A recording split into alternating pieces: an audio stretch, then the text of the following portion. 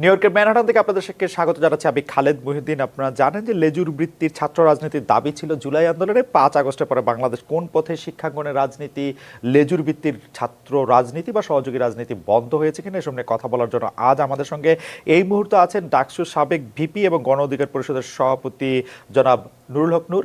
আমাদের সাথে আরও আগে নুরুল হক নূরকে একটু স্বাগত জানাই। জনাব নুরুল হক নূর, আপনাকে স্বাগত জানাই আমাদের অনুষ্ঠানে। আপনি আমাদের সময় দিয়েছেন সেজন্য আমাদের ধন্যবাদ এবং কৃতজ্ঞতা জানবেন। আমাদের সাথে আরও থাকার কথা ছিল এবং কথা আছে, এখন পর্যন্ত তিনি আমাদের সাথে আসলে যুক্ত হন নাই। তিনি হচ্ছেন ঢাকা বিশ্ববিদ্যালয়ের সমাজবিজ্ঞান বিভাগের সহযোগী অধ্যাপক সামিনা লুৎফা নিত্রা এবং সামিনা লুৎফা নিত্রার জন্য আমরা অপেক্ষা করছি একটু। সামিনা লুৎফা নিত্রা নিশ্চয়ই আমাদের সাথে যোগ দিবেন যথাসময়ে। আমি একটু জনাব নুরুল হক নূর আপনার কাছে জানতে চাইব যে একটি স্বচ্ছ নিরপেক্ষ নির্বাচনের দাবিতে আপনি গত 4 বছরে মাঠে সক্রিয় ছিলেন। 3 মাস পরে এসে অন্তর্বর্তী যে সরকারটা গঠিত হয়েছে তার মানে তাকে আপনি আসলে মানে তার সম্পর্কে আপনি কি বলবেন? নির্বাচনের আয়োজনের পথে তারা সঠিক পথে রয়েছে কিনা, বর্তমান সরকারের রোডম্যাপ বা যেটি মনে হচ্ছে রোডম্যাপ সেটিতে আপনি সন্তুষ্ট কিনা?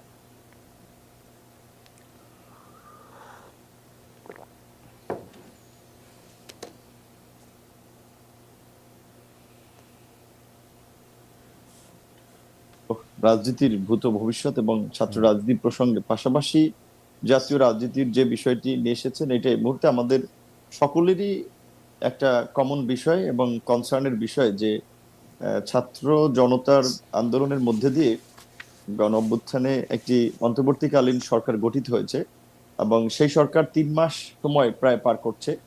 3 মাসের সরকারের কার্যক্রম এবং জনপ্রত্যাশা রাজনৈতিক দলগুলো থেকে শুরু করে নাগরিক সমাজ, সেইটা কতখানি হয়েছে আসলে সেইটা মূল্যায়ন করার জন্য প্রথমত 3 মাস সময় একেবারেই পর্যাপ্ত সময় না। দেশের অর্থনীতি, সামাজিক ব্যবস্থা, বিচার ব্যবস্থা, প্রশাসনিক ব্যবস্থা গত 1.5 দশকে যেভাবে আসলে পুরো রাষ্ট্র কাঠামোকে একদলীয় শাসন ব্যবস্থায় রূপ দিয়ে কার্যত ভেঙে ফেলা হয়েছে বা ধ্বংস করা হয়েছে, সেখান থেকে ঠিক করতে, এই রাষ্ট্র কাঠামোকে ঠিক করতে একটু সময়ের প্রয়োজন। যার ফলে 3 মাসের মধ্যে সরকারের খুব বড় কোনো সাফল্য কিংবা সরকারের সফলতার মূল্যায়ন করাটা একটু ডিফিকাল্ট।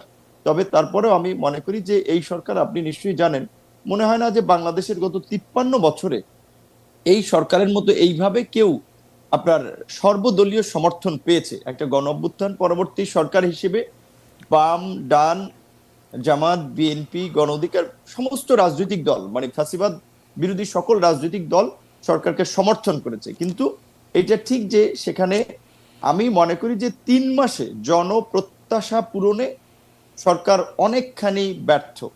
জন আকাঙ্ক্ষাকে ধারণ করে সরকার সামনে আগাতে পারছে না, যার ফলাফল হচ্ছে আপনি গত কিন্তু জনাব নূর, মানে ভোট ছাড়া, মানে নির্বাচন ছাড়া জন আকাঙ্ক্ষা বোঝার কি কোনো কায়দা আছে? মানে আপনি এটা ঠিকই বলেছেন যে অনেক ধরনের জায়গা থেকে, নানা ধরনের বিপরীতার্থিক জায়গা থেকে এই সরকার সমর্থন পেয়েছে বটে, কিন্তু সরকার যারা পরিচালনা করছেন তারা জন আকাঙ্ক্ষা কি করে বুঝবেন? মানে তাদের তো জন আকাঙ্ক্ষা বোঝার কোনো উপায় তো তাদের মধ্যে নাই। তার ফলে আমরা যেটা দেখছি, যখন এই সরকারের যেইটা মনে হচ্ছে তারা সেইভাবেই আসলে কাজ করতে করছেন, প্রতিক্রিয়া জানাচ্ছেন।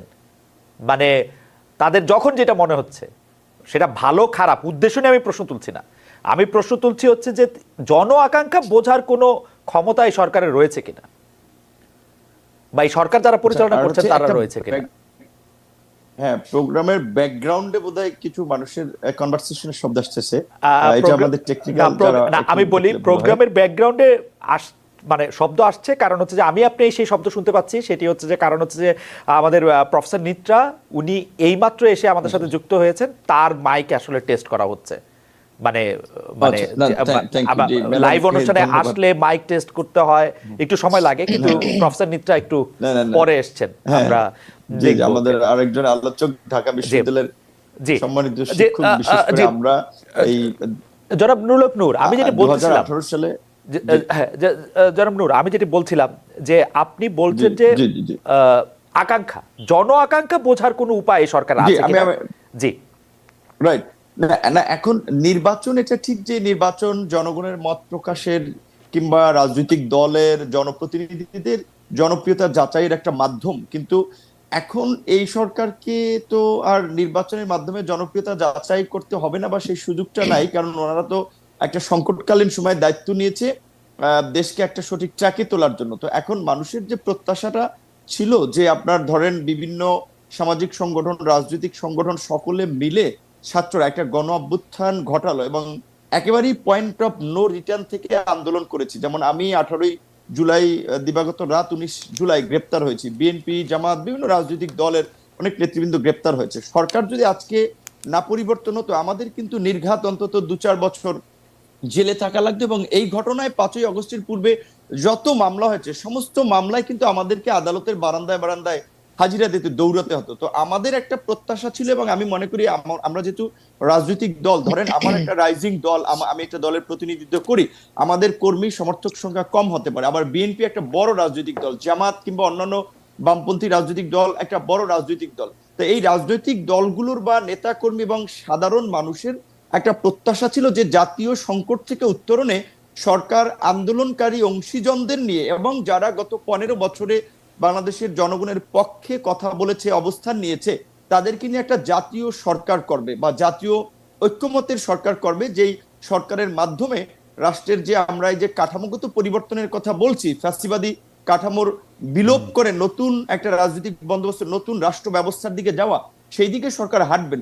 প্রথমে সরকার গঠনে সরকার মানুষকে হতাশ করেছে, যে কিছু একেবারেই আন্দোলনের অংশীজনদের আমি মনে করি যে বাদ দিয়ে শুধুমাত্র একটা অংশ অর্থাৎ ছাত্রদেরকে প্রাধান্য দিয়ে আর তাদের মন মতো করে সরকারের কাঠামোটা বা সরকারটা গঠন করেছে, সেখানে মানুষের একটা বড় ধরনের হতাশা বা ধাক্কা তৈরি হয়েছে। দ্বিতীয়ত, সরকারের 3 মাসের কর্মকাণ্ডে আমরা দোদুল্যমান অবস্থা লক্ষ্য করেছি, সিদ্ধান্ত গ্রহণের ক্ষেত্রে সরকারের ধীরতা আমরা লক্ষ্য করি নাই।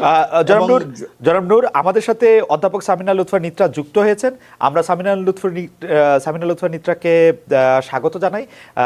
পাশাপাশি একটি জিনিস আপনার কাছ থেকে একটু জেনে রাখি, আমরা যাব আবার ওনার কাছে, যে আপনার কাছে কি মনে হয় যে সরকার পরিচালনার ক্ষেত্রে যদি এই ছাত্র সমন্বয়করা অংশ না নিতেন তাইলে এইটা বেটার হইতো কিনা, মানে জাতীয় সরকার করার ক্ষেত্রে এইটা একটা উদ্যোগ হইতে পারতো কিনা, যারা বিপ্লব করছেন তারা যদি অন্তর্বর্তীকালীন সরকার না করতেন, নাকি তারা অন্তর্বর্তীকালীন সরকার শুধু গ্রহণই করেন নাই, প্রফেসর ইউনূসের মতো বলতে হবে ছাত্ররাই তো আমাদেরকে এই চাকরি দিয়েছে, ব্যাপারটা কি ওরকম?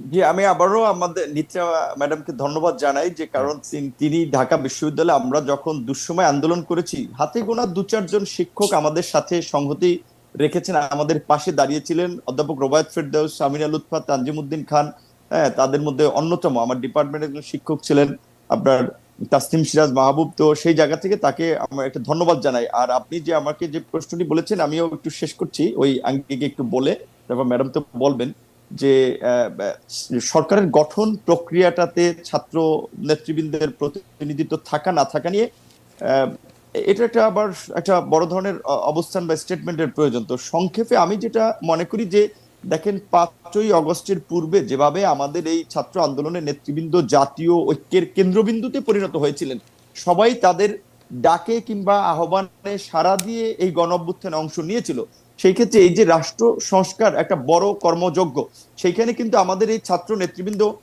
একটা সেন্টারে থাকতে পারতো। তারপরেও সরকারে আমি মনে করি যে ছাত্রদের প্রতিনিধিত্ব থাকা দরকার ছিল, কারণ আমরা 71-এ একটা পরিবর্তন দেখেছি, 90-এ একটা পরিবর্তন দেখেছি, কিন্তু সেই পরিবর্তনের সুফল যারা পরিবর্তন করেছে তারা তাদের চিন্তা ভাবনার আলোকে সেটি হয়েছে বলে আমরা পরবর্তীতে লক্ষ্য করি নাই। সেই জায়গা থেকে ছাত্রদের প্রতিনিধিত্বটা থাকা দরকার বা ছিল, আমি যেটা মনে করি। আর আমি যে কথাটি খালেদ ভাই কি কিছু বলছেন নাকি আমি বলতেছি? আমি না, আপনি বলছেন যে নূর, ধন্যবাদ আপনার কাছে, আমরা আবার পরে আসবো। সামিনা লুৎফা নিত্রা, আপনার কাছে একটু আসতে চাই যে আপনাকে শেষ করি, আপনাকে জি শেষ করেন তাহলে, বলেন নূর, শেষ করেন খুব দ্রুত। আমি জাস্ট আমার হ্যাঁ, আমি যে ইস্যু আপনি যে শুরুর রিমার্কসে আমার সেখানে লাস্ট স্টেটমেন্টটা হচ্ছে যে আপনার সরকার গত 3 মাসের যে পারফরমেন্স, সেটা আমার দৃষ্টিতে খুব স্ট্যান্ডার্ড পারফরমেন্স কিংবা সরকারের স্মার্ট মুভ হচ্ছে না, বরঞ্চ সরকারের কিছু কর্মকাণ্ড এবং তাদের প্রক্রিয়া নিয়ে রাজনৈতিক দল থেকে শুরু করে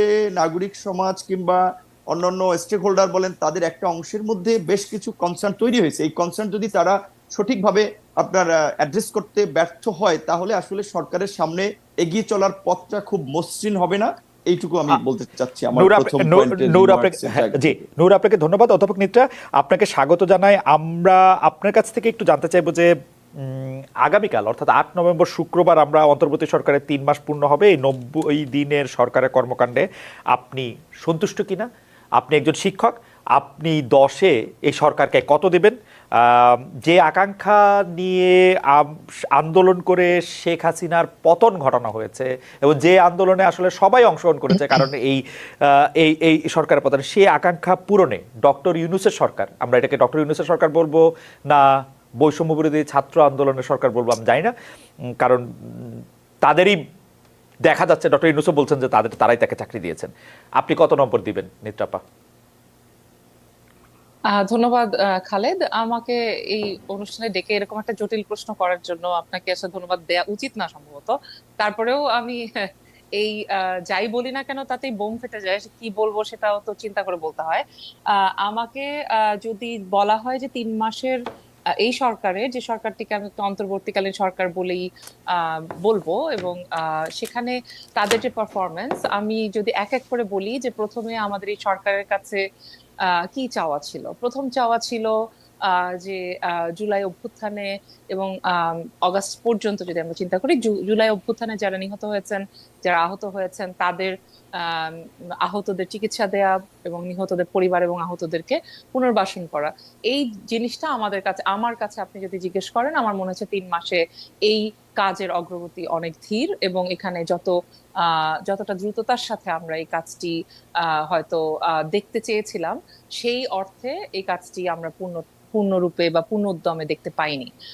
এক্ষেত্রে আমি ধরে নিচ্ছি যে এর মধ্যে যে বন্যা হয়েছে, প্রাকৃতিক দুর্যোগ হয়েছে, আরো অনেক দুর্যোগ হয়েছে এই 3 মাসে, সেগুলোর কারণে সরকারের কাজ পিছিয়ে গেছে, সব মেনে নিয়েই বলছি আমাদের এটা প্রায়োরিটি টাস্ক ছিল, এবং এই প্রায়োরিটি টাস্কে আমরা 2 মাসের মাথায়ও গণতান্ত্রিক অধিকার কমিটি থেকে বলেছিলাম যে সেই টাস্কটিতে সরকার আশানুরূপ ফল করতে পারেনি।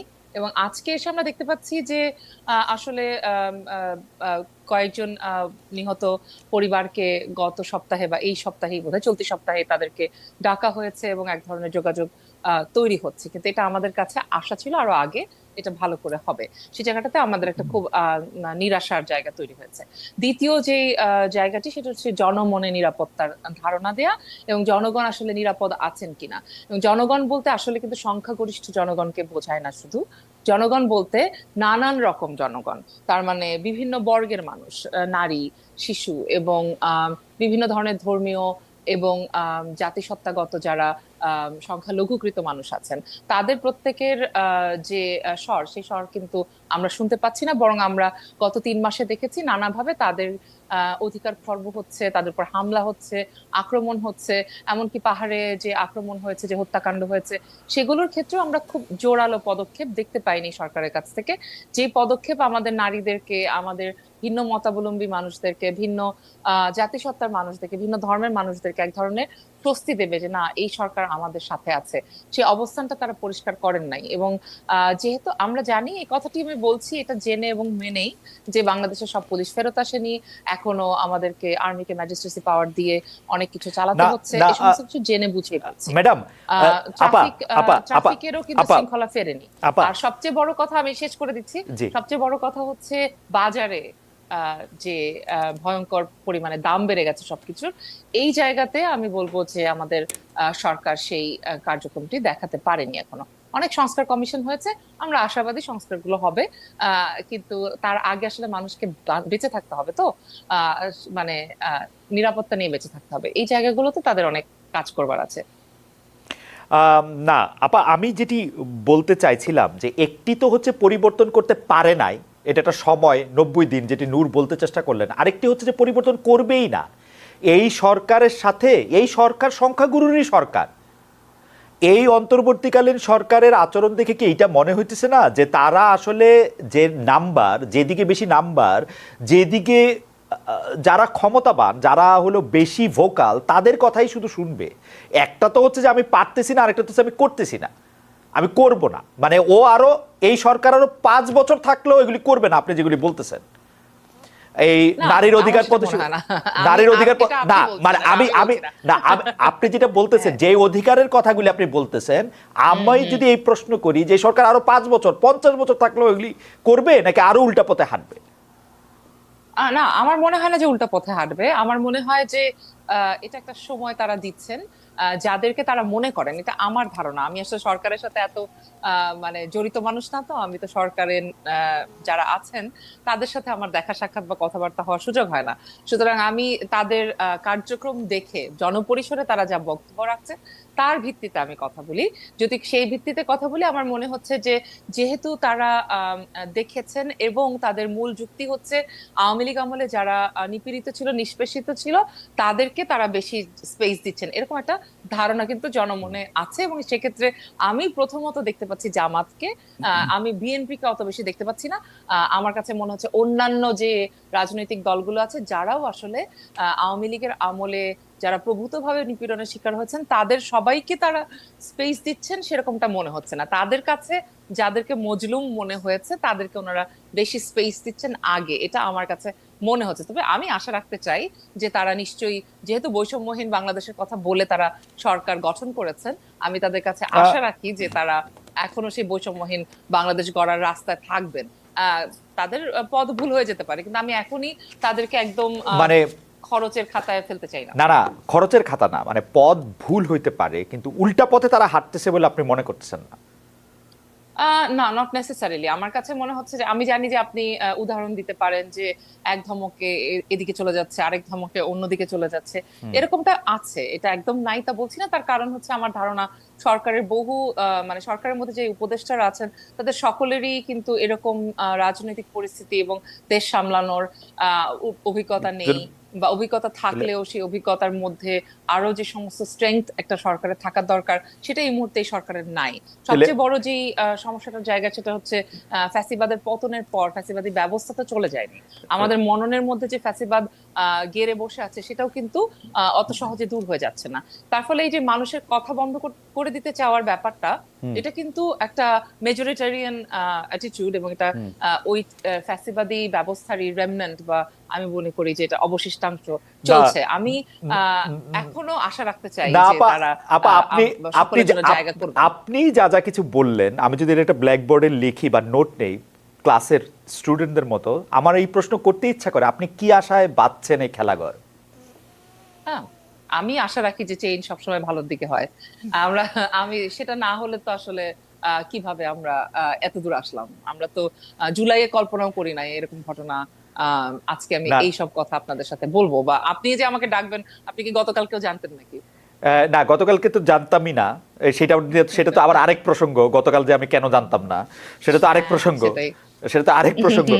সেটাও প্রসঙ্গ, আপনি সেটাও তুলতে পারেন। না, আমি তুলতেই চাই, আমি তুলতেই চাই, না না আমি তুলতেই চাই, না না না না না, হ্যাং অন এ সেকেন্ড, আমি কিন্তু এটা আপনি যখন ধমকটা বললেন তাহলে আমার এটা বলতেই হয় যে আমি সার্জিস, হাসনাত, নাহিদ, মাহফুজ এদের কারো ধমকে আমি এই জায়গা থেকে সরে আসছি, ব্যাপারটা এরকম না। যেহেতু একটা আইন আছে, সেই আইনটার উপর ভিত্তি করে সেই আইনটার কিছু ইমপ্লিকেশনস আছে, কিছু জায়গা এরকম আছে যে জায়গাগুলির মধ্যে থেকে আমার লোকজন, আমার এখান থেকে মামলা হইতে পারে 10টা, এবং এই সরকারের এই সামর্থ্য নাই এই মামলা থেকে আমাকে তারা রক্ষা করতে পারবে। ও হয়তো মামলা করবে না, কিন্তু 10টা জায়গা থেকে যখন মামলা করা হবে তখন ও বলবে যে আমি তো জানি না, এটা মব করছে। তার মানে আসলে সবসময় যে সরকার উল্টো পথে হাঁটতে চাইছে ব্যাপারটা আমি সেটা জানতে চাইতেছি আপনার কাছে। তাদের অনুকূলে নাই, সেটা তো আছেই, রাইট। এই পর্যন্ত তাদেরকে হাওয়েভার আমি জনাব নুরুল হক নুরের কাছে জানতে চাইবো যে গত 6-7 বছরের হিসাব করলে একক হিসাবে ছাত্রলীগের হাতে মার খেয়েছেন সবচেয়ে বেশি আপনি। 6-7 বছর তাদের নিগ্রহের শিকার হয়েছেন, জীবনের ঝুঁকির মধ্যে পড়েছেন। যারা আপনাকে বিভিন্ন সময় মেরে ফেলতে চেয়েছে সে ছাত্রলীগ এখন একটা নিষিদ্ধ সংগঠন, এবং এই নিষিদ্ধ সংগঠন বা একটা সন্ত্রাসী সংগঠন হিসাবে তাদের একটা নিষিদ্ধ করার ক্ষেত্রে একটা জনমত তৈরি হয়েছিল, এই নিষিদ্ধের দাবির পক্ষে আপনিও ছিলেন কিনা জনাব নুরুল হক নূর? এখন এখানে গণ অভ্যুত্থানের পরে গণমানুষের এতটা এই আওয়ামী লীগ এবং তার অঙ্গ সংগঠন ছাত্রলীগ যুবলীগ সহ এই ফ্যাসিবাদের দোসর তাদের প্রতি ঘৃণা তৈরি হয়েছে, মানুষ আসলে তাদের নামটাও শুনতে চায় না। তো যার ফলে আমরা লক্ষ্য করেছি যে আমাদের নেতাকর্মী সহ বড় একটা অংশের মানুষ, বিভিন্ন রাজনৈতিক দল, তারা বলছে যে যেখানে জার্মানি কিংবা ইটালির মতো দেশে ফ্যাসিবাদের কারণে মুসোলিনির পার্টি কিংবা হিটলারের নাৎসি পার্টি নিষিদ্ধ হয়েছে, সেখানে বাংলাদেশে আওয়ামী লীগ এবং আওয়ামী লীগের যে সবচেয়ে সন্ত্রাসী সংগঠন এবং হাতুড়ি হেলমেট বাহিনীর যারা তাণ্ডব চালিয়েছিল এই আন্দোলন সহ গত ১.৫ দশকে, সেখানে ছাত্রলীগ এবং যুবলীগ ছিল অগ্রণী ভূমিকায়।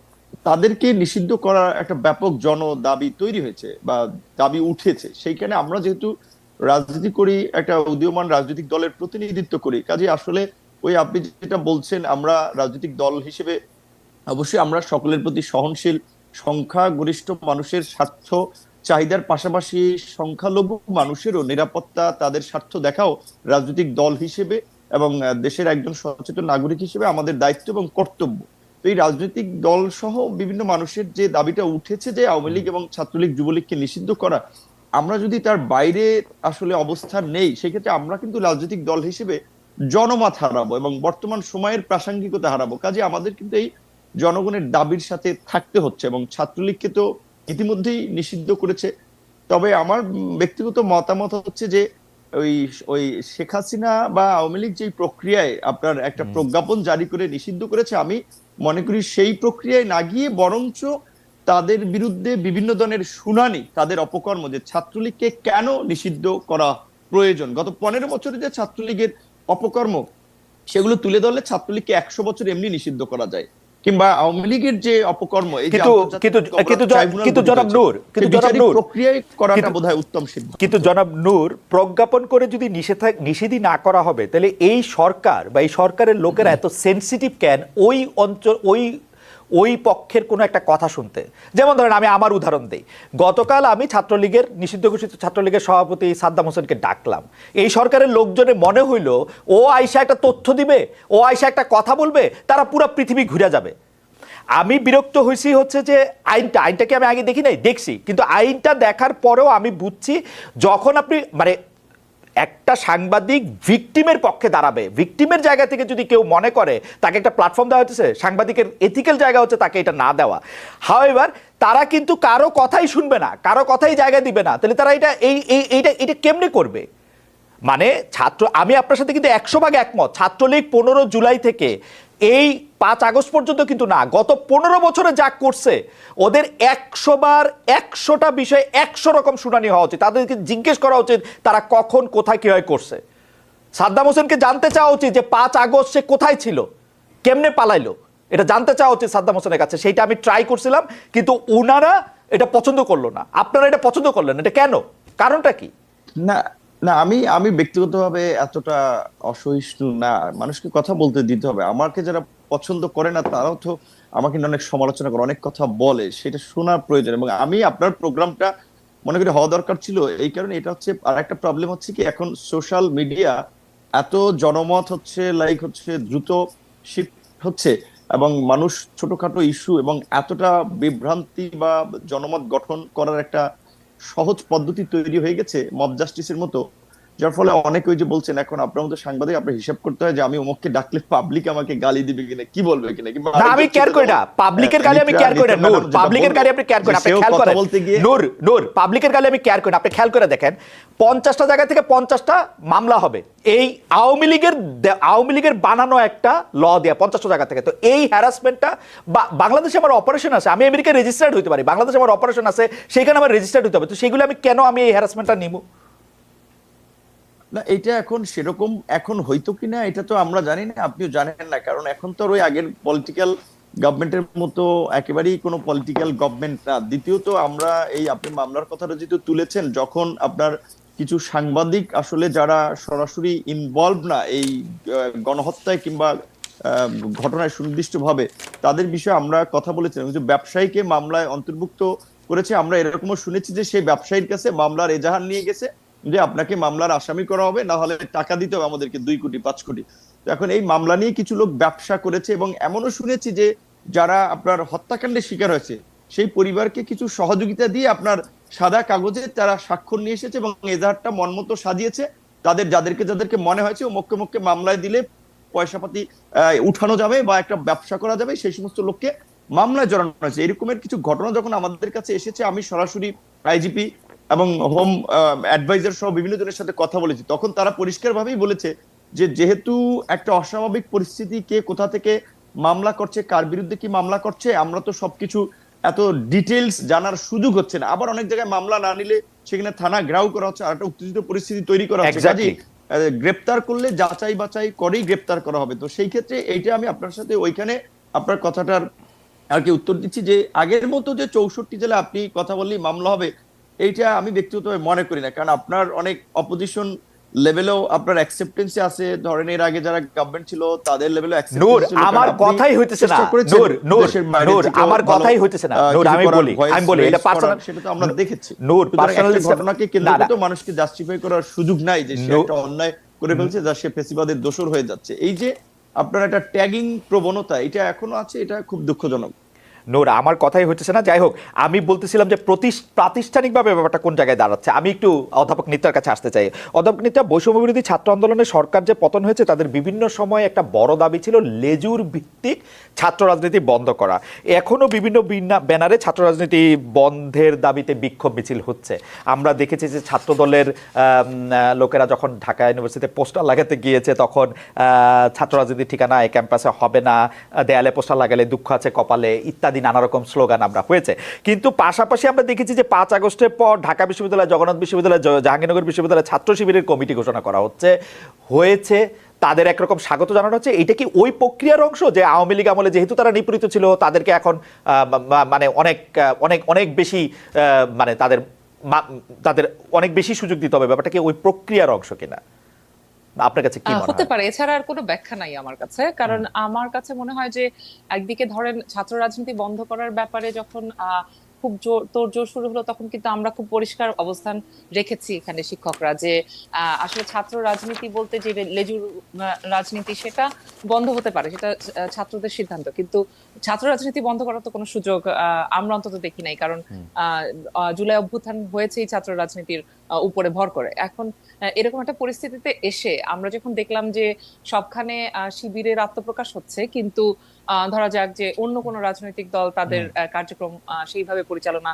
করতে পারছে না, এর মধ্যে আবার দু একটা ছাত্র রাজনৈতিক দল আবার সংগঠন আবার বন্ধ হয়ে গেল বা স্থগিতও হয়ে গেল, তাতে করে একটু মনেই হয় যে এখানে বেশ কিছু সমস্যাজনক ব্যাপার স্যাপার চলছে। সেটা আমি অস্বীকার করি না, কিন্তু এই সমস্যাটার জড়টা কোথায় সেটা যদি আমরা দেখতে চাই, তাহলে আমার একটা টেক হচ্ছে এরকমটা, আমরা তো অনেকেই এটাও দেখলাম যে ছাত্র শিবির কোথা থেকে বেরিয়ে আসলো।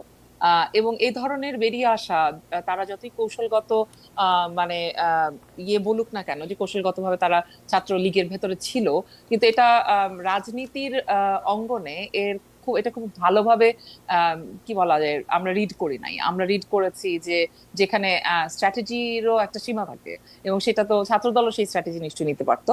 তো ছাত্রদলের ক্ষেত্রে আমরা সেটা কিন্তু দেখি নাই। আমরা বরং দেখেছি যে এটা শুধু ছাত্র শিবিরের ক্ষেত্রেই ঘটেছে, এবং ছাত্র শিবির যেভাবে এখন সব জায়গায় আত্মপ্রকাশ করা শুরু করেছে, এবং আত্মপ্রকাশ করার অধিকার তাদের নিশ্চয়ই আছে, কিন্তু বাদ বাকি সংগঠন আত্মপ্রকাশ করতে পারবে না, শুধু ওনারাই পারবেন। এটা আমার কাছে একটু সমস্যাজনক মনে হচ্ছে।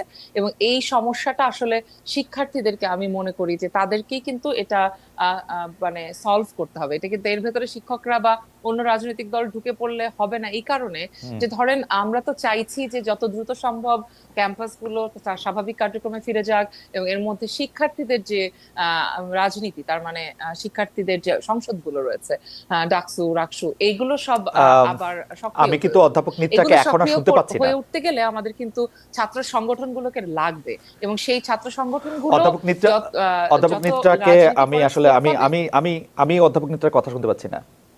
ও শুনতে পাচ্ছেন না? I cannot hear. আমি শুনতে পাচ্ছি, কিন্তু শুনতে পাচ্ছি। আচ্ছা, can you check it? আমি একটু জনাব নুরুল হক নূরের কাছে যেতে চাই এই প্রসঙ্গে। জনাব নুরুল হক নূর, আপনার কাছে কি মনে হয় জনাব প্রফেসর নিত্রা যেটি বললেন যে মানে যেটি আসলে উনি ওনার শেষ কথাগুলো আমি শুনতে পাইনি, মানে শেষ 1 মিনিট আমি শুনতে পাচ্ছিলাম না। I would rather request control room to fix it. কিন্তু নূর, আপনার কাছে কি মনে হয় যে এই সবাইকে আটকে হঠাৎ করে দেখা যাচ্ছে শিবির আত্মপ্রকাশ করতেছে, এইটা কি বর্তমানে যারা ক্ষমতায় আছেন তাদের একটা প্লটের অংশ কিনা, বা নাকি একটা পপুলিস্ট রাজনীতির একটা অংশ? আমরা কিন্তু দেখেছি যে এই সরকারের সাথে আপনার সাথে যত খাতির, বিএনপির সাথে যত খাতির, তার চেয়ে বেশি খাতির মনে হয় জামাতে ইসলামের সঙ্গে, মনে হয় আর কি, অ্যাপারেন্টলি। এইটা আপনি কিভাবে দেখেন এটা?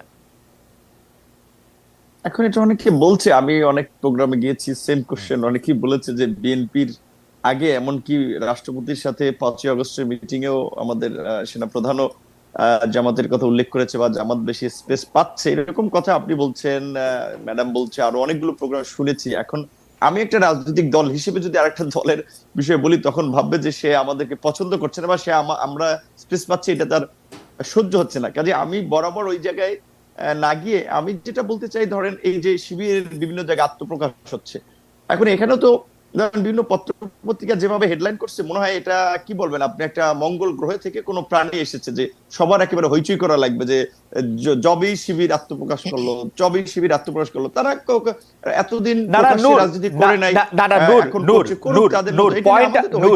পয়েন্টটা দেখেন নূর, প্লিজ নূর, আপনার পয়েন্টটা দেখেন। বাংলাদেশের রাষ্ট্র ক্ষমতায় যদি জামাত ইসলামী আসে, বাংলাদেশের অধিকাংশ লোকজন যদি তাদের চায়, আমার কিন্তু কোনো অসুবিধা নাই, বাংলাদেশের শিবির আসুক। প্রবলেম হচ্ছে আপনি অন্য জায়গায় ছাত্র রাজনীতি করতে দিবেন না, লেজুর ভিত্তিক ছাত্র রাজনীতি বন্ধের কথা বলবেন, কিন্তু শিবিরকে আপনি কেমনে কোয়ালিফাই করেন যে ও লেজুর ভিত্তিক ছাত্র রাজনীতি করে না? ও কি জামাতের একটা ছাত্রের মানে লেজু শব্দটা জানি কেমন, নিত্রা অধ্যাপক মানুষ, নিত্রা নিশ্চয়ই কোনো একটা ভালো শব্দ বলতে পারবেন, আমি তো পারতেছি না একটা ভালো শব্দ বলতে। এটি এতদিন ধরে তো এটি বলে আসছে, আমরাও প্রকাশ্যে আমাদের যে ছাত্র সংগঠন যখন করেছি, ছাত্র অধিকার পরিষদ, আমরাও বলেছি যে লেজুর ভিত্তির বাইরে স্বাধীন স্বতন্ত্র ছাত্র সংগঠন এবং রাজনীতির প্রয়োজন। আপনি শুনতে পাচ্ছেন? ওকে নূর, আমি নিত্রার কাছে যেতে চাই, প্রফেসর নিত্রা আপনি একটু শেষ করবেন যে আসলে এটা আসলে একটা বিষয় হচ্ছে যে, যেমন আপনারা যদি প্রকৃত অর্থে যদি এই বৈষম্য বিরোধী আন্দোলন এবং বিভিন্ন জায়গার কমিটির নেতৃবৃন্দ এবং যারা বিভিন্ন জায়গায় নেতৃত্ব দিয়েছে সেটা যদি ফলো করেন, দেখবেন যে নেতৃত্বে ছাত্র অধিকার পরিষদ এবং ছাত্র শিবিরের কিছু ছেলেরা বেশ একটা অংশে ছিল। কারণ হচ্ছে শিবির যেহেতু প্রকাশ্যে রাজনীতি তাদের অবস্থান ছিল না, কাজেই তারা এখানে অ্যাক্টিভিটিস করতে পেরেছে। কিংবা বৈষম্য বিরোধী ছাত্র আন্দোলনের সাথেও যারা নেতৃত্ব পর্যায়ে ছিল, অনেকে ছাত্র অধিকার পরিষদের সাথে সরাসরি কাজ করেছে, অনেকে ভিন্নভাবে কাজ করেছে, তারাও কিছু মানে নন পলিটিক্যাল লোককে প্রেফারেন্স করতে গিয়ে অপেক্ষাকৃত কম পরিচিত বিভিন্ন রাজনৈতিক দলের ছাত্র সংগঠন, সেই ক্ষেত্রে শিবিরের কিছু ছাত্র প্রতিনিধি তারা এখানে ছিল। এখন একটা যেটা পরিস্থিতি হয়েছে এই বৈষম্যবিরোধী আন্দোলনের এখন রাজনৈতিক দল ঘোষণার পরে, এখন কিন্তু শিবির আর সেখানে তাদের কর্মকাণ্ডের সমর্থন করছে না বা করবে না, ছাত্র অধিকার কিংবা ছাত্র দল সেখানে কেউ করছে না। কিন্তু একটা গ্রুপ তৈরি হয়েছে যারা বিভিন্ন পরিস্থিতি নিয়ন্ত্রণ করার জন্য পরিকল্পিতভাবে বিভিন্ন ইস্যু ক্যাম্পাসে ক্রিয়েট করছে। যেমন ধরেন বিশ্ববিদ্যালয়ের ভিসি হিসেবে যখন সে ফর এক্সাম্পল নাম আসছে সামিনা লুৎফা ম্যাডামের, তখন দেখা যাবে কিছু লোক আগে বলবে সে বাম, সে এইটা, সে ওইটা, এইটা বলে কি আগেই তার জন্য একটা ডিলেজিটিমেট গ্রাউন্ড তৈরি করছে। নূর, আপনাকে ধন্যবাদ। জি, শেষ করেন। হ্যাঁ, তো এখন এইটা এই কারণে দেখছি যে এইটা ধরেন ছাত্র দল পোস্টার লাগিয়েছে ঢাকা বিশ্ববিদ্যালয়ে, সেটা নিয়ে প্রতিবাদ করা যায় যে কারণ ছাত্র রাজনীতির সংশ্লিষ্ট পোস্টার ক্যাম্পাসে থাকতে পারে, কিন্তু সেটা ছাত্র দল এখন বিএনপির একটা বড় সংগঠন, তাদের ছাত্র সংগঠন, সেখানে তাদেরকে যদি এইভাবে হুমকি দেওয়া হয় পোস্টার লাগালে দেয়ালে, কপালে দুঃখ আছে কপালে, তখন কিন্তু একটা সাংঘর্ষিক পরিস্থিতি তৈরি হচ্ছে। তাহলে এই সংঘর্ষগুলো আবার পরিকল্পিতভাবে কেউ ক্যাম্পাসে ঘটিয়ে নতুন করে কেউ ফায়দা নিতে চাচ্ছে কিনা, এবং বিশেষ করে অন্য কোনো এজেন্ডা বাস্তবায়ন করার জন্য, কাউকে বিশেষ সুবিধা দেওয়ার জন্য এই ছাত্র রাজনীতি নিষিদ্ধের নামে এই সমস্ত ফাঁকা আওয়াজ উঠছে কিনা, সেটিও আমাদের ভাবতে হবে। যেটা সামিনা লুৎফা ম্যাম বলেছে যে এই জুলাই যে অভ্যুত্থান হয়েছে রাজনৈতিক ছাত্র সংগঠনের ঠিক আছে। ছেলেরাই নূর আপনার- কর্মীরাই তো তৈরি করেছে। নূর আপনার- বাংলাদেশের সৃষ্টি হয়েছে ছাত্র রাজনীতির Okay. মাধ্যমে, সেখানে ছাত্র রাজনীতি নিষিদ্ধ তো কখনোই যৌক্তিক কোনো সমাধান হতে পারে না। ওকে নূর, আপনাকে ধন্যবাদ। আমরা দর্শকদের কাছে প্রশ্ন করেছিলাম যে কলেজ বিশ্ববিদ্যালয় ছাত্র সংসদ নির্বাচন হলে ছাত্র রাজনীতিতে ইতিবাচক কোনো পরিবর্তন আসবে বলে মনে করেন কিনা। শতকরা ৭৭% দর্শক মনে করেছেন যে কলেজ বিশ্ববিদ্যালয় ছাত্র রাজনীতি মানে ছাত্র সংসদ নির্বাচন হলে ছাত্র রাজনীতির ইতিবাচক পরিবর্তন আসবেন। শতকরা 23% মনে করছেন যে তাতে আসবেন না। ৫৬,০০০ ভোটার এখানে ভোট দিয়েছেন। আমি একটু দর্শকদের উদ্দেশ্যে বলতে চাই, সামিনা লুৎফাকে ছাড়া, যে বাংলা অনেক দর্শক বলছেন যে পরবর্তীতে ছাত্রলীগের সম্পাদক সাদ্দাম হোসেনকে আবার এই অনুষ্ঠানকে আহ্বান জানানো কিনা, তাকে জানানো কিনা। সেই ক্ষেত্রে আমি বলছি যে এই ব্যাপারে আমি এখনো সিদ্ধান্ত নেইনি। তবে আমি গত ৩ মাস ধরে আওয়ামী লীগের লিডারদেরকে চাচ্ছি এই অনুষ্ঠানের মধ্যে আনতে, এবং আমি এখনো চেষ্টা করে যাব। আওয়ামী লীগের কোনো নেতা আমার সাথে কথা বলতে চাইলে আমি খুবই খুশি মনে তার সাথে কথা বলবো, কারণ আওয়ামী লীগ এখনো নিষিদ্ধ হয় নাই, আইনের প্যাচে আমি পড়বো না। সেজন্য আওয়ামী লীগের যে কোনো নেতা, ফ্রম শেখ হাসিনা টু যে কোনো নেতারকেই আমি চেষ্টা করে যাচ্ছি প্রথম দিন থেকে। আমি একটু নিত্রার কাছে আসতে চাই। নিত্রা, আমি আপনাকে প্রশ্ন করার আগে আমি আপনাকে কোট করতে চাই। আপনি বলছেন সৈয়দ জামিল আহমেদের সমালোচনা করে, আজকে যিনি মঞ্চে দাঁড়িয়ে মঞ্চ নাটকের ইতিহাসে একটি অন্যায্য কাজ করলেন, একটি দলের প্রদর্শনী মাঝপথে বন্ধ করে তার মেরুদণ্ডের অনেক গল্প শুনে বড় হয়েছি বলেই বড় করে বাজলো প্রশ্নটা। সরকারের বিরুদ্ধে লিখলেন নাটক, কথা জীবন বন্ধ করতো শেখ হাসিনা সরকার, আপনি কেন নাটক বন্ধ করলেন? নাটক বন্ধ করাই না, জনাব নূর কিন্তু এর আগে পাঠ্যপুস্তকে আপনার শুধু অন্তর্ভুক্তি, এইটাকে আপনি আসলে কিভাবে দেখেন? এবং এই দুটি ব্যাপারই কিন্তু সরকারে যারা আছেন তারা শুধু হজম করেছেন বললে হবে না, আমার কাছে মনে হয় যে তাদের সাথে আলোচনা করে এটি করা হয়েছে। মানে আপনার কি মনে হয়? আচ্ছা, আমি নাটকের, আমাকে কি শুনতে পাচ্ছেন? জি, এখন শুনতে পাচ্ছি পরিষ্কার। জি আচ্ছা, নাটকের বিষয়টা শেষ করে আসি। ওটা যেহেতু রিসেন্ট ঘটনা, জি। ওই বিষয়ে আমার তো মনে হয় যে চিফ অ্যাডভাইজারের অফিস থেকে এমনকি ইয়েও করা হয়েছে, নাটক বন্ধ হয়ে যাওয়ার ব্যাপারটা নিয়ে বিবৃতিও দেওয়া হয়েছে, তদন্ত কমিটি হয়েছে। আমরা আশা করি সেগুলো আমরা অচিরেই জানতে পারবো। আর আপনি যেটা বলছেন যে আমার ব্যাপারে, আমি যখন, আমি একা না, অধ্যাপক কামরুল হাসান মামুন, আমাদের দুজনকে ধর্মবিদ্বেষী ট্যাগ দিয়ে পুরো কমিটি বাতিল করা হয়েছে, পাঠ্যপুস্তক সংশোধনের কমিটি। তো সংশোধনের কাজ আসলে হয়েই গিয়েছিল, সুতরাং ওটা সমন্বয় কেন ওই কমিটিটা তৈরি হয়েছিল সেটা আমার কাছে খুব পরিষ্কার ছিল না। কিন্তু সেই ব্যাপারে আসলে সরকার কোনো দায় নেয়নি এবং খুবই দায় সারা কথা বলা হয়েছে, এটা সত্যি। এটা নিয়ে আমি দ্বিমত করবো না আপনার সাথে। কিন্তু থিয়েটারের ব্যাপারটা যেটা হয়েছে সেটা আমার কাছে মনে হয় যে এটার অনেক লেয়ার্স আছে, এবং সেই লেয়ার গুলো মানে এক্সপোজ হবে সেটা আমরা আশা করি। আমরা আশা করি যে নাটক যেটি বন্ধ হয়েছে সেটা দ্রুততম সময়ের মধ্যে আবার হবে, এবং শিল্পকলা থেকে আর্মি দূর হবে, এবং যাতে করে এটা আমাদের সকলের যেরকম জায়গা যাতায়াত, সেই যাতায়াতে ভরে উঠবে। কিন্তু এই কথাটা তো সত্যি যে প্রচুর জায়গায় দেখা যাচ্ছে, যেটা আমি মনে করি, এবং আমরা বিশ্ববিদ্যালয় শিক্ষক নেটওয়ার্ক থেকে নূরও যেটা বলছিলেন, যে বিশ্ববিদ্যালয় শিক্ষক নেটওয়ার্ক থেকে খুব পরিষ্কার ভাবে আমরা চিফ অ্যাডভাইজারের কাছে আমরা খোলা চিঠি লিখে বলেছিলাম যে বিভিন্ন বিষয়ে যখন এই ধরনের পদক্ষেপ নেওয়া হচ্ছে, এর ফলে সমাজের মানুষের কাছে কিন্তু খুব ভুল বার্তা যাচ্ছে। এই কারণেই তাদেরকে খুব পরিষ্কার করে তাদের অবস্থানটা স্পষ্ট করা প্রয়োজন, যে তারা আসলে এই বিষয়গুলোতে কি অবস্থান নেবে। তারা ওই মেজরিটেরিয়ান যে মতামত, সেই মতামতকে যেহেতু তারা ডিসরিগার্ড করতে পারছেন না, বা খুব সহজেই তাদের একটা জনপ্রিয়তা কমে যেতে পারে, এই ভয় থেকেই হয়তো বা করছেন না, কিংবা তাদের আরো নিজস্ব কোনো কারণ থাকতে পারে। আমি তো সরকারের কারণটা জানি না, তারা যেটুকু বলেন সেটুকু থেকে আমি যেটুকু বুঝতে পারি, বিশেষ করে পাঠ্যপুস্তক বিষয়ে যে ঘটনাটি ঘটেছে সেটা খুবই শক্তি ক্ষয় হয়েছে, মানে কোনো কারণ ছাড়াই। এবং অনেক ক্ষেত্রে আমি বলবো যে কমিউনিকেশনটা ঠিক মতো হয়নি, তারা জানতেনই না কি নিয়ে তারা কথা বলছেন, কিন্তু তারা এটা বাতিল চেয়েছেন। এবং এই যে এমনকি যিনি বাতিল করেছেন তিনিও আমার কাছে মনে হয় আসলে জানতেনই না যে কেন তিনি কমিটিটা করেছিলেন। ওটার খুব একটা প্রয়োজন ছিল এরকম আমার মনে হয়নি, এবং তার আগেই আসলে রিভিশনের কাজ প্রায় শেষ হয়ে গিয়েছিল। এই যে একটা ট্যাগ তৈরি করে আমাদের কয়েকজনকে আগে থেকেই টার্গেট করা, এক্ষেত্রে আমার কাছে মনে হয় যে একটা বিষয় আমাদের মাথায় রাখা প্রয়োজন, যে আমরা যে ভূমিকাটি রেখেছিলাম জুলাই অভ্যুত্থানে, সেই ভূমিকাটি হচ্ছে যে সময় সবাই চুপ করেছিল, সেই সময় যেটার কথা নূরও বলছিলেন, সেই সময় আমাদের শটটা অনেক জোরে বেজেছে।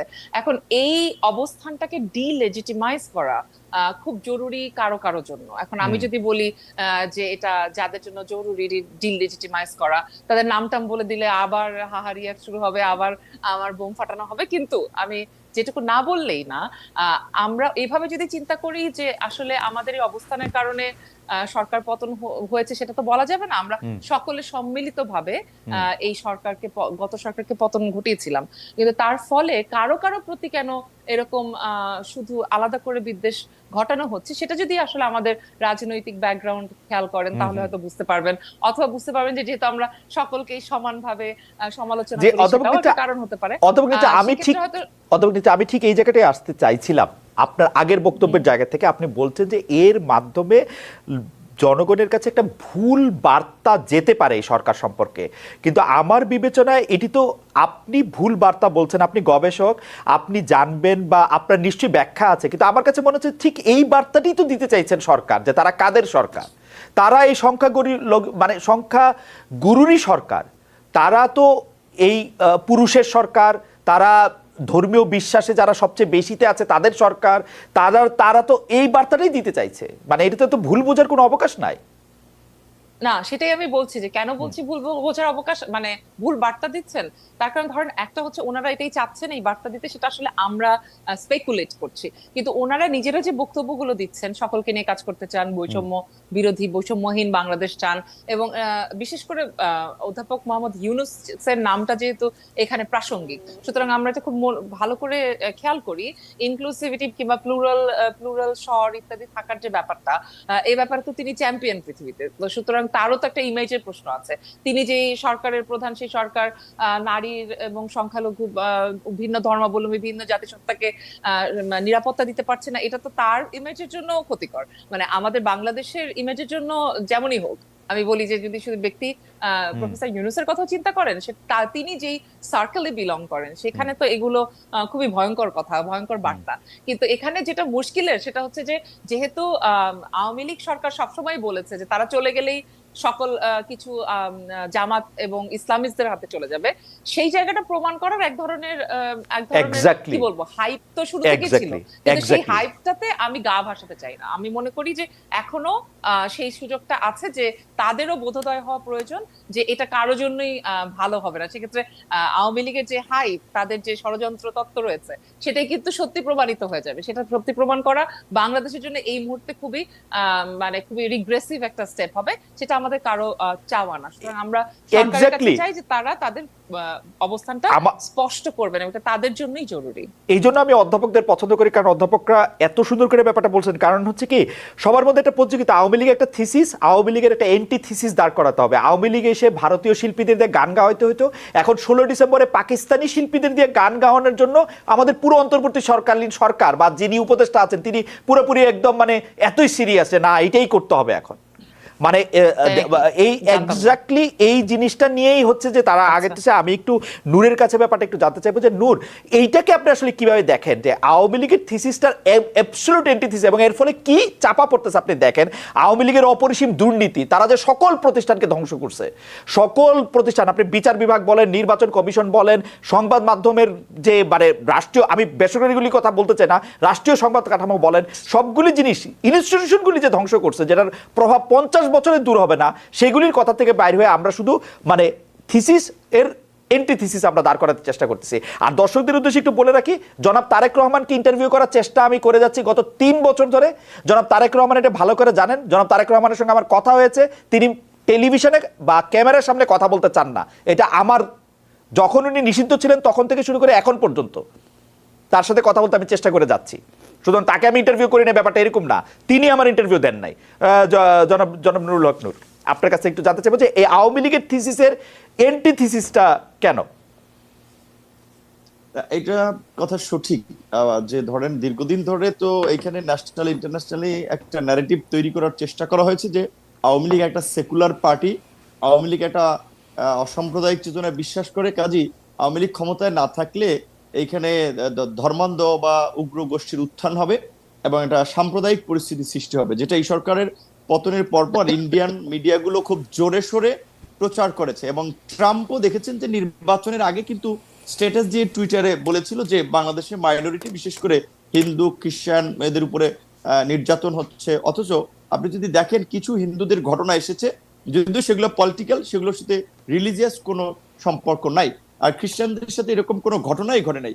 তো এই যে এখনো ওই যে আমরা শুনেছি যে 3 বিলিয়ন আপনার $3 মিলিয়ন আপনার ইনভেস্ট করে জয় লবিস ফার্ম তৈরি করেছে এগুলো করানোর জন্য, সেগুলো তারা করছে। সেখানে নিত্যা ম্যাডাম যেটা বলেছে এটা ঠিক, যে এখন যদি এটা যারা সরকারে আছেন কিংবা আমরা যারা রাজনৈতিক দল কিংবা বড় একটা অংশের স্টেক হোল্ডার আমরা নেতৃত্ব দিই, তারা যদি না বুঝে বা এগুলো যদি একটা সহনশীল সমাজ এবং পরিস্থিতি তৈরি করার চেষ্টা না করি, তাহলে তো ওই যে আপনি যেটা বলেছেন ওই থিসিস অ্যান্টিথিসিস বিনির্মাণ করতে গিয়ে আমরা মূল ইস্যু থেকে দূরে সরে যাব। যেটা আপনি বলছিলেন যে আপনার কথায় নিত্যা ম্যাডাম যেটা জোর দিয়ে খুব বলেন, আমি মনে করি যে সরকার ভুল পথে হাঁটছে, সরকার সঠিক পথে হাঁটছে না।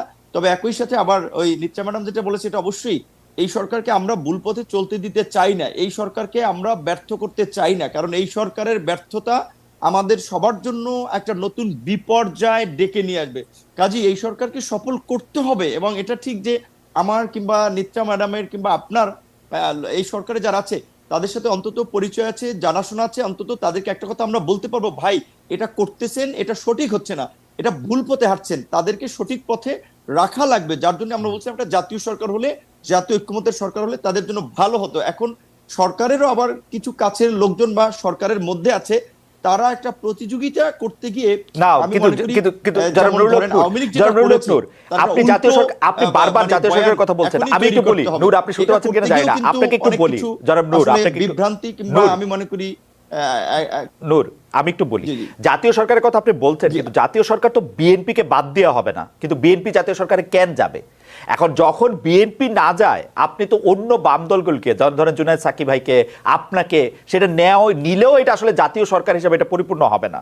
তো সেটা তো একটা মানে ওদের জন্যও তো, এই সরকারের জন্যও তো এটা একটা catch-22 মানে পজিশন, মানে ওরাও তো আসলে চাইলেও এটা কিছু করতে পারবে না। ওদের জন্য বেস্ট এখন হচ্ছে যে সবকিছু বাদ দিয়া ইলেকশন ঘোষণা করে স্টেপ ডাউন করা, যে ক্ষমতায় আসুক আসুক। কেউ কেউ বলতেছেন, আপনার কাছে কি মনে হয়? আমাকে জিজ্ঞেস করছেন? আমি নূরকে শুনে আপনার কাছে আসছি, অধ্যাপক নেত্রা, জনাব নূর। জি, জাতীয় সরকারের কি বিষয় একটু কেটে আসছিল মাঝখানে। ও, আমি বলতে চাইছিলাম যে বিএনপি ছাড়া তো আর জাতীয় সরকার হবে না, কিন্তু বিএনপি জাতীয় সরকারে যাবে কেন? বিএনপির তো জাতীয় সরকারে যাওয়ার কোনো কারণ নাই। তো বিএনপি জাতীয় সরকারে যেহেতু যাচ্ছে না, আপনিও যাবেন না, জুনায়েদ সাকিব ভাইও যাবে না, জাতীয় সরকারটা হবে কেমনি? মানে ওরা যাই করুক, এটা তো আর জাতীয় সরকার করার ওদের আর কোনো উপায় নাই, মানে তো ওদের ইচ্ছা অনিচ্ছার উপর ডিপেন্ড করে না যে ওরা 2টা মন্ত্রী বেশি পাওয়ার জন্য জাতীয় সরকার করে নাই। এখন আমার বিবেচনায় এবং কেউ কেউ বলতেছেন এটা, যে এখন ওদের উচিত ইলেকশনটা দিয়া, কেউ কেউ মানে কি গুরুত্বপূর্ণ লোকরা, ডক্টর শাহদিন মালিক, আমি ওই দিন শুনলাম যে তারা খুব গুরুত্ব দিয়ে বলতেছেন যে এখনই তাদের ইলেকশন ঘোষণা করে তাদের স্টেপ ডাউন করা উচিত, তাদের একটা রোড ম্যাপ ঘোষণা করা উচিত, এবং যা কিছু কাজ সব পলিটিক্যাল পার্টিরই করা উচিত। আপনি এটা নিয়ে একটু বলেন, আমরা তারপর অধ্যাপক নেত্রাকে একটু শুনবো এটা নিয়ে। না, পলিটিক্যাল পার্টিগুলো এই যে গণ অভ্যুত্থানের পূর্বে কিংবা গণ অভ্যুত্থানের পরে যে রাষ্ট্রকে নিয়ে, সমাজকে নিয়ে যে একটা জন আকাঙ্ক্ষা তৈরি হয়েছে পলিটিক্যাল পার্টিগুলোর বাইরে, কারণ আমি মনে করি পলিটিক্যাল পার্টিগুলো এইগুলোতে নজর দেয়নি। কারণ এই যে পলিটিক্যাল পার্টি ইনক্লুডিং মি, আমরা আন্দোলন করেছিলাম এই হাসিনার বিরুদ্ধে, এই ফ্যাসিবাদের বিরুদ্ধে, সেই আন্দোলন তো সাকসেস হয়নি, সেই আন্দোলন তো এইভাবে জনগণ ঝাঁকে ঝাঁকে নেমে আসে নাই। কাজে এখানে বুঝতে হবে যে পলিটিক্যাল পার্টিগুলোর কর্মকাণ্ডে কিছুটা আপনার জনগণের সমর্থন বা জনগণের মন মতো তারা চলতে না পারার ফলেই কিন্তু জনগণ সেখানে কিছুটা পিছিয়ে ছিল। গণ অভ্যুত্থানটা কেন হয়েছে? ছাত্র জনতা সকলের একটা সম্মিলিত ইফোর্ট ছিল। সবাই মনে করেছে যে শেখ হাসিনার পতনের পরে অন্তত বিশ্ববিদ্যালয়টা ভালো চলবে, বাজারটা ভালো চলবে, আপনার নাগরিকরা তাদের নাগরিক অধিকার এবং মর্যাদা নিয়ে বাস করবে।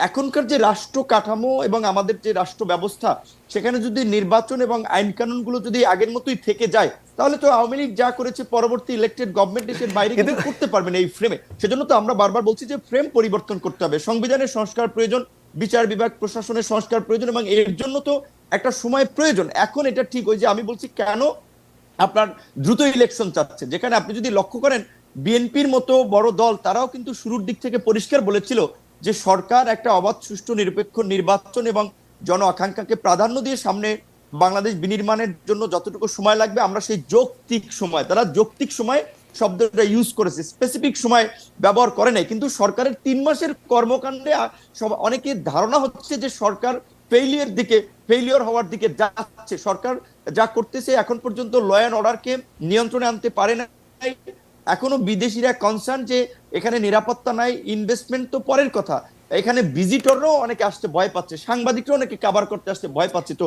এই অবস্থা যদি চলতে থাকে তাহলে তো বাংলাদেশ বড় ধরনের ক্ষতির সম্মুখীন হবে। আমাদের যে রপ্তানির আপনার বড় একটা সেক্টর, গার্মেন্টস সেক্টর, যে অস্থিরতা, এই কারণে কিন্তু অনেকে বলছে যে ভঙ্গুর অর্থনৈতিক ব্যবস্থায় সরকার যদি দীর্ঘায়িত হয় তাহলে আপনার দেশে সংকট বাড়তে পারে। সেই জায়গা থেকে এখন দ্রুত নির্বাচন দিয়ে একটা ইলেক্টেড গভর্নমেন্টের হাতে ক্ষমতা দিয়েই তাদের বিদায় নেওয়াটা ভালো হবে, কারণ সরকারের আপনাকে ধন্যবাদ। আমার মনে হয় যে নূরের বক্তব্য পরিষ্কার করছে, আমার মনে হয় নূরের বক্তব্য পরিষ্কার করছেন। আমি শুধু অধ্যাপক নিত্যার মন্তব্য জানার আগে এটা বলতে চাই যে সংস্কারের কথা যেটি বলা হচ্ছে, সেই সংস্কার যদি বিএনপি বা জামায়াতের বা জামাত বিএনপি মানে যারাই ক্ষমতা আসবে, আওয়ামী লীগ ক্ষমতা আসবে না এটা বোঝা যাচ্ছে, নূর আপনারা ক্ষমতা আসবেন নাকি? মানে আমার মনে হয় আরেকটু দেরি হবে, মানে বিএনপির সাথে নিশ্চয়ই আপনারা এখন তো বিএনপি যদি ক্ষমতা আসে, এটা যদি পছন্দ বিএনপি না হয়, ও নূর তো অর্ধেক বিএনপি হয়ে গেছে, এটা একটু শুনতে চাইবো যে নূরকে তো বিএনপির ওই আসন থেকে নূরকে সহযোগিতা করতে বলা হয়েছে, সুতরাং নূর তো নিশ্চয়ই এটা পরে বলতেই পারবেন। মানে সংস্কার যদি বিএনপির পছন্দ না হয়, ওরা তো এটা বাদ দিয়ে দিবে 2 মিনিটে, সেই সংস্কার করে লাভটা কি? নিত্যা, আপনিও কি মনে করেন কিনা যে এই মুহূর্তেই আসলে নির্বাচন ঘোষণা করা না? নূর, এটা আমরা অধ্যাপক নিত্যের কাছে শুনতে চাই। নূর, আমরা এটা অধ্যাপক নিত্যের কাছে শুনতে চাই। নূর বলে নেন। জি জি, না, আগে ম্যাডাম বলি খালেদ ভাই, আমার বক্তব্য সবসময় স্ট্রেট ফরওয়ার্ড, যার কারণে অনেকে পছন্দ করে না করবে না। বিএনপির চিঠিটা বিষয় ছিল যে আমার এলাকায় আমি প্রোগ্রাম করতে গিয়ে বিএনপির তৃণমূলের নেতাকর্মীদের কিছু প্রতিবন্ধকতার সম্মুখীন হয়েছিলাম, সেটা আমি আমাদের আন্দোলনকারী একসাথে যুগপৎ আন্দোলন করেছিলাম, মানে আমার বিএনপির কেন্দ্রীয় নেতৃবৃন্দকে জানিয়েছিলাম। তার ফলে এই ধরনের পরিস্থিতি যেন তৈরি না হয় সেজন্য বোধহয় তারা চিঠিটি দিয়েছিল। এটার সাথে নির্বাচনের কোনো সম্পর্ক নাই। দ্বিতীয়ত, সংস্কারের প্রশ্নে আমি বরাবরই বলি, এই সরকার যদি এই কার্যকর সংবিধান, নির্বাচনী ব্যবস্থা এবং প্রশাসনিক সংস্কার এইবার করতে না পারে, বাংলাদেশের গত 53 বছরে হয় নাই, আগামী 53 বছর হবে কিনা সন্দেহ। কাজেই সংস্কারটা এই সরকারকে করতে হবে। সেই জন্যই বলছি যে আমরা সরকারকে সঠিক পথে রাখতে চাই। ঠিক আছে নূর, আপনার বক্তব্য আমরা বুঝতে পেরেছি, কিন্তু যদি এই সংস্কার, আমি অধ্যাপক নিত্যের কাছে প্রশ্নটা রাখতে চাই যে যদি এই সরকার এটিকে পছন্দ না করে, মানে পরবর্তী সরকার, নির্বাচিত সরকার, তাহলে তো 2 মিনিট এটি ফেলে দিবে। এই সংস্কার তো অর্থহীন আসলে, অধ্যাপক নিত্যা। হ্যাঁ, আমার মনে হয় যে আসলে আমরা যে বারবার ভুল পথের কথা বলছি, সেটা শুধু এই জায়গায় না যে সবাইকে স্পেস দেওয়া হচ্ছে না, এখানেই আসলে মূল জায়গা। যে আমার কাছে মনে হয় সংস্কারের যে মানে কমিশনগুলো হয়েছে, সংস্কারের যে প্রক্রিয়া চলছে, সেই প্রক্রিয়ার মধ্যে রাজনৈতিক দলগুলোর, বিশেষ করে বিএনপির একটা স্টেক আছে তো, এবং তারা এত বড় দল। এখন না হয় আওয়ামী লীগ এই যেহেতু তারা একটা গণহত্যা পরবর্তী সময়ে এক ধরনের কিছুর মধ্যে দিয়ে, শুদ্ধিকরণের মধ্যে দিয়ে যাবে বা যাবে না আমি জানি না। আমার আসলে আওয়ামী লীগের কোনো নেতা কর্মীর মুখ থেকে এমন কিছু শুনিনি যে মনে হতে পারে যে তারা শুদ্ধিকরণের মধ্যে দিয়ে যাচ্ছেন। কারো কোনো রিমর্স বা কোনো মানে এই পুরো বিষয়টাতে তাদের কোনো অনুশোচনা আছে এরকম আমার মনে হয় নাই। এ বাদ দিয়ে আসলে তাদের পক্ষে তো আসলে এই প্রক্রিয়া আসা কঠিন।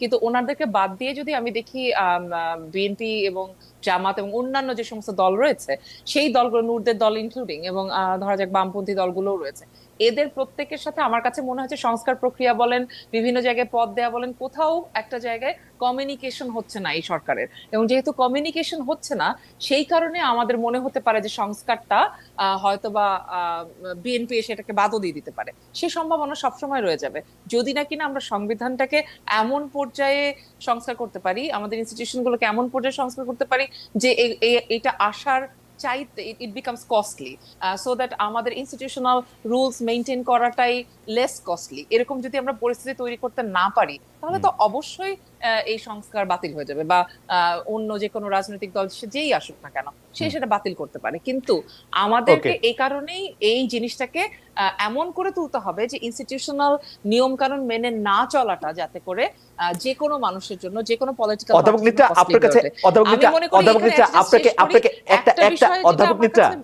ম্যাডাম একটা সেকেন্ড, আমাদের এই অনুষ্ঠানটি চ্যানেল 24 এ সরাসরি দেখানো হচ্ছিল, কিন্তু চ্যানেল 24 এর টপ অফ দ্য আওয়ার নিউজের জন্য ওরা এখন ফিরে যাবে, কিন্তু আমরা আরো কিছুক্ষণ থাকবো, আমরা আপনার কথা শুনবো। সরি আপনাকে ইন্টারাপ্ট করার জন্য। চ্যানেল 24 এর দর্শকরা নিশ্চয়ই ইউটিউবে দেখবেন আমাদের, কিন্তু 24 কে এখন আসলে খবরের জন্য ফিরে যেতে হচ্ছে। আমরা অধ্যাপক নিত্য আপনাকে শুনছিলাম। আচ্ছা, যে জায়গাটা বলছিলাম যে এখানে আমার কাছে মনে হয় যে বিএনপি একটা যেহেতু সবচেয়ে বড় দল এখানে, তাদেরকে আমার কাছে মনে হয় এই পুরো প্রক্রিয়ার মধ্যে তাদের যে অংশগ্রহণ, সেই অংশীদারিত্বটা বিএনপির জন্য যেরকম জরুরি, আমাদের এই সরকারের জন্য সেরকম জরুরি। আমরা যেমন মনে করি, আমি ব্যক্তিগতভাবে, আমি বিশেষ করে নুরো নিশ্চয়ই আমার সাথে একমত হবেন, যে এই যে রাস্তাটা আমরা পার করে আসছি, আমরা একসাথে বহু জায়গায় বহু নিপীড়নের শিকার হয়েছি, এই রাস্তা পার করে এসে আমাদের কাছে আজকে এটা একটা অপরচুনিটি, বিশাল একটা সুযোগ, যে আমরা আসলে আমাদের উপরে যে অর্পিত দায়িত্ব, যে এই ইনস্টিটিউশন গুলোকে ঠিক করা, আমরা আপনি কেউ আমাকে দায়িত্ব দেয় নাই, কিন্তু আমি মনে করি এইটা আমার দায়িত্ব, মরাল এই দায়িত্বটা আমি বোধ করি, যে আমি ইনস্টিটিউশনকে আমি যে ইনস্টিটিউশনে কাজ করি, হতে পারে সেটা শিল্পকলা এবং বিশ্ববিদ্যালয়, এই দুইটা জায়গাকে ঠিক করা আমার দায়িত্ব, এবং সেই দায়িত্বটা আমি নিতে চাই এবং নিয়ে কাজ করতে চাই। সুতরাং এই যে জায়গাটা, এটা বিএনপির জন্য আছে, অন্য রাজনৈতিক দলের জন্য আছে। আমি মনে করি সরকারের সাথে এই বিভিন্ন রাজনৈতিক দলের যে স্টেক এবং যে কমিউনিকেশন, এই আন্তঃসম্পর্ক, এই কমিউনিকেশনটা তাদেরকে বাড়াতে হবে, এবং বলটা কিন্তু সরকারের কোর্টে। কারণ সরকার যদি এই কমিউনিকেশনটা, চ্যানেলটা বন্ধ করে দেয়, তাহলে সরকারের যাবতীয় যে লেজিটিমেসি, সেটা কিন্তু বিরাট হুমকির না মধ্যে কিন্তু পড়ে যাবে। কারণ আলটিমেটলি তো আমরা চাইবো ইনস্টিটিউশন ঠিক হলে, পলিটিক্যাল ইনস্টিটিউশন ঠিক হবে, এবং পার্টিগুলোর কাছে, রাজনৈতিক দলের মাধ্যমেই গণতন্ত্র সুসংহত হবে। সেখানে কিন্তু এরকম একটা অন্তর্বর্তীকালীন সরকার সারা জীবনের জন্য তো থেকে যেতে পারে না। তাদেরকে চিরস্থায়ী বন্দোবস্ত দেওয়ার জন্য কিন্তু আমরা এখানে রাখি নাই, কিন্তু তাদেরকেও কিন্তু সবসময় অ্যাকাউন্টেবল রাখার জন্য আমাদেরকে সজাগ থাকতে হবে। না, এই বন্দোবস্ত কথাটা অনেক বেশি শুনতেছি, এইটা এরা ক্ষমতা আসার পর আপনি তাদেরকে বলে দিলেন, আপনি বলে দিলেন চিরস্থায়ী বন্দোবস্ত দেওয়ার জন্য রাখি নাই। না, সেটা খুব ইন্টারেস্টিং, সেটা খুব ইন্টারেস্টিং। কিন্তু আপা, একটা জিনিস তো আপনি দেখবেন যে ওরা তাহলে কি করবে, 25, 26, 27-এর যে যারা আছে তারা কি এখন চাকরি করবে? তাদেরকে আপনি রাজনৈতিক দল করতে দিচ্ছেন না কিংস পার্টি কথা বললে, তারা আসলে এখন কি করবে? তারা তো একটা রাজনৈতিক দল করতে চায়, রাজনৈতিক একটা আত্মপ্রকাশ করতে চায়, এবং রাজনৈতিক আত্মপ্রকাশের মাধ্যমে তাদের এটা, কিন্তু তারা তো এটা করতে পারতেছে না, তারা ক্ষমতাও ছাড়তেছে না, রাজনৈতিক দলও করতেছে না, কি এক নাম দিয়ে সমন্বয়ক বলে বলে দেশে দেশে ঘুরে বেড়াচ্ছে। এটা কিরকম একটা অবস্থা, এটা নিয়ে আপনি একটু বলেন, আমি একটু নূরকেও জানতে চাইবো এটা 1 মিনিটে। হ্যাঁ, নূর নিশ্চয়ই ভালো বলতে পারবে, কিন্তু আমি জাস্ট একটা কথা বলে নূরের কাছে আপনি চলে যান। সেটা হচ্ছে যে আমি তো মনে করি ওদের রাজনৈতিক দল করা উচিত। নূর যেরকম একটা 2018 কোটা সংস্কার আন্দোলনের ভেতর থেকেই তো নূররা পার্টিটা তৈরি করেছে, সেরকম একইভাবে এরাও করতে পারে। তারপরে পরবর্তীতে রাজনীতিতে তো শেষ কথা বলে কিছু নাই, কে কার সাথে কোয়ালিশন করবে, কে কার সাথে সম্পর্ক করবে, কার সাথে কার নেটওয়ার্ক হবে, এটা তো আমরা আজকে জানি না। কিন্তু ওরা যদি পার্টি আসলেই করতে চায়, they should go ahead and do it. মানে এটা নিয়ে এত কিছু না করে বরং পার্টিটা করে ফেলাই সকলের জন্য মঙ্গল, যদি করতে চায়।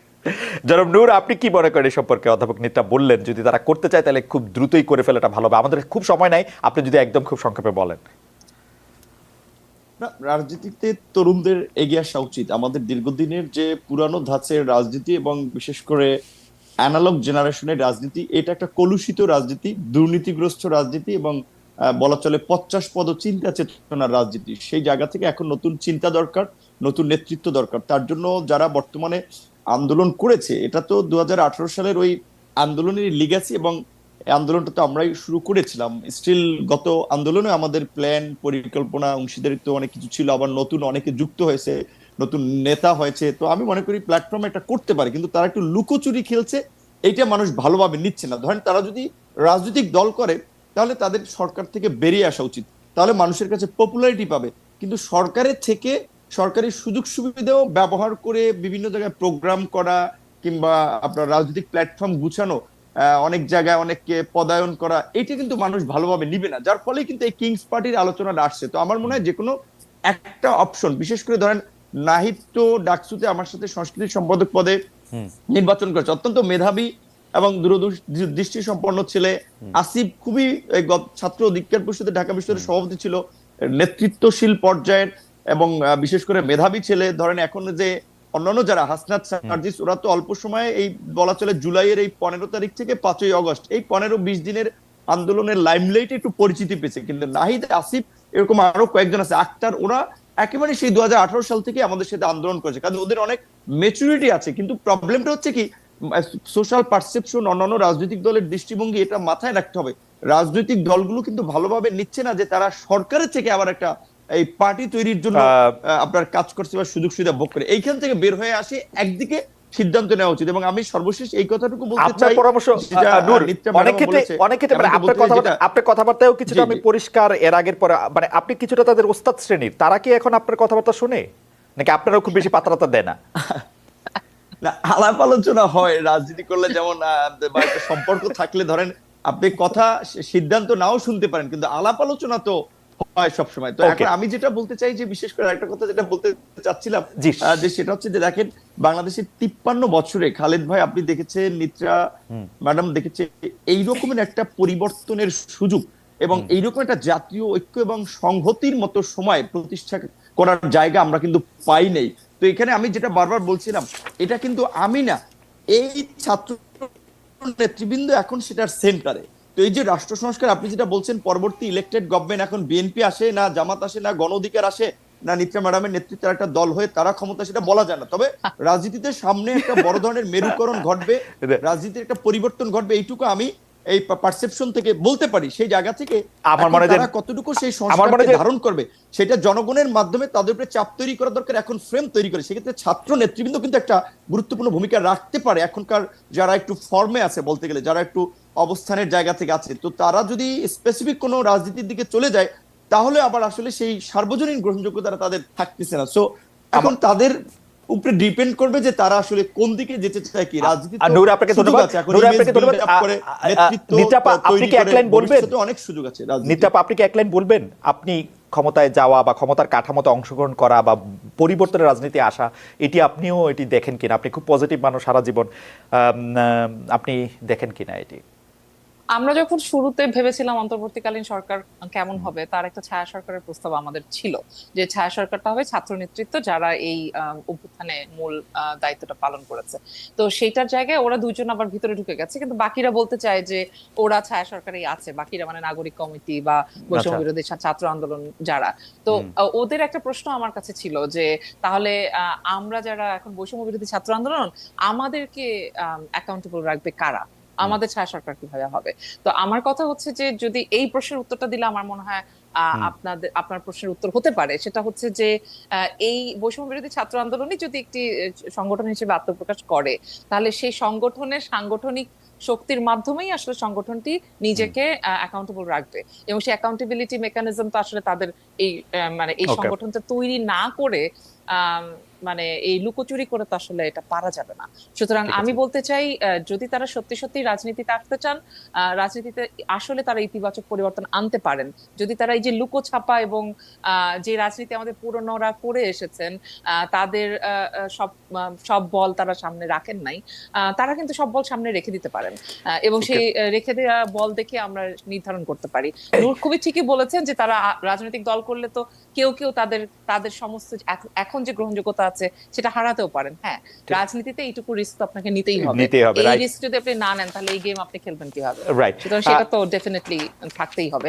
সুতরাং রাজনীতি আমি যতটুকু বুঝি তাতে তাদেরকে যা করার খোলাখুলি সামনাসামনি প্রকাশ্যে করা প্রয়োজন। অধ্যাপক সামিনা লুৎফা নিত্রা এবং জনাব নুরুল হক নূর, আপনাকে অনেক ধন্যবাদ। দর্শক, দুটি কথা আমি বলে রাখতে চাই আজকের অনুষ্ঠানের মধ্যেও, যে আমি কিন্তু আওয়ামী লীগের যারা শীর্ষ নেতৃবৃন্দ আছেন, সাবেক প্রধানমন্ত্রী শেখ হাসিনা, তার পুত্র সজীব ওয়াজেদ জয়, সাবেক পররাষ্ট্রমন্ত্রী জনাব হাসান মাহমুদ এবং জনাব মোহাম্মদ এ আরাফাত, তাদেরকে চেষ্টা করে যাচ্ছি, তারা যখনই আমাদেরকে সময় দিতে রাজি হবেন বা সাহস করবেন, তখনই আমরা তাদেরকে আপনাদের সামনে হাজির করব।